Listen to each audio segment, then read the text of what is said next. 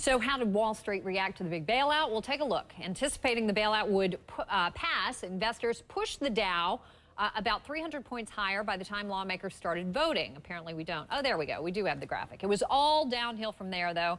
Not only did the 300-point gain evaporate, the Dow actually closed 157 points lower. Well, there's gratitude for you. Senior business correspondent Ali Velshi spent the day at the Chicago Board of Trade, another very important marketplace. And Ali, we heard all the financial experts, including you, say how desperately we need this bailout plan. But you just saw that the Dow closed down today. What's going on? I came to Chicago because I thought maybe you guys wouldn't be able to find me, because these are those days where you want to be able to say, what happened?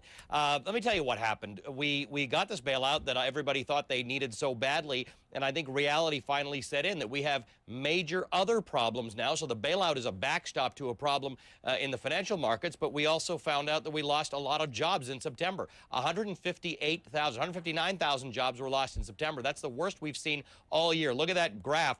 The total, when you take January all the way to September, is 760,000 jobs lost in America. And as you and I have talked about many times, Campbell, jobs is the biggest problem here. It's bigger than housing, and it's bigger than energy prices. 760,000. This bailout doesn't necessarily do anything to start creating jobs, doesn't increase the price of houses. The only good news here is that with all of this talk of bailout and deeper recession, oil prices are down. But I think markets were now looking forward to say, okay, we got the bailout. What else is on our plate? And it doesn't look very good. And you look at those numbers, you realize how serious this is. We've been talking a lot about the credit crunch. It has gotten so bad that we heard today, Ali, that Governor Arnold Schwarzenegger in California says his state may need to borrow $7 billion just to maintain basic services there. I mean, that underscores, for me at least, how serious the problem is right now.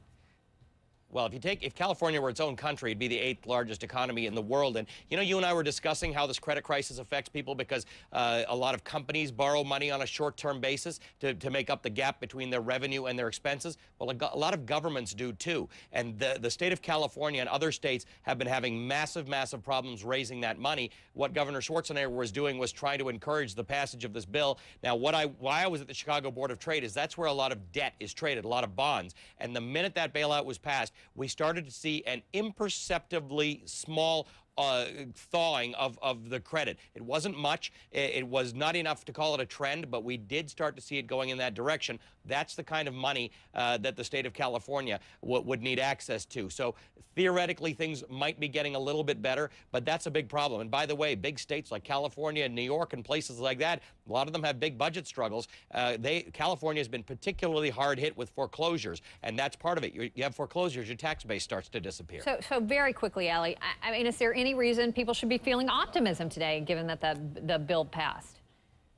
Yeah, because, we got all those folks in Washington to finally get together and do something. Might not have been ideal, Bill, but it's movement forward. So, yeah, there's a real sense of how serious this is, and I think we're going to start to tackle problems as they come up a little more effectively. We're not at the bottom. It's going to get worse, but there's probably an end in this. It might be at the end of 2009, though, Campbell.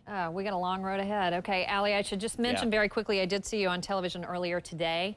A little show, apparently, that let's just say will remain nameless. Ali is cheating on us, everyone. I interviewed Ali. Not at all. It's a lot of the same stuff that you explained it to me, so I said, "This is the guy." Yeah. A lot of the same stuff that what? That you and I have discussed, just to a different audience. We were spreading the message about how this all affects you, but I'm coming back to you Monday night. We got a date on TV. Okay, Ali, we will see you then. As we said earlier, each presidential candidate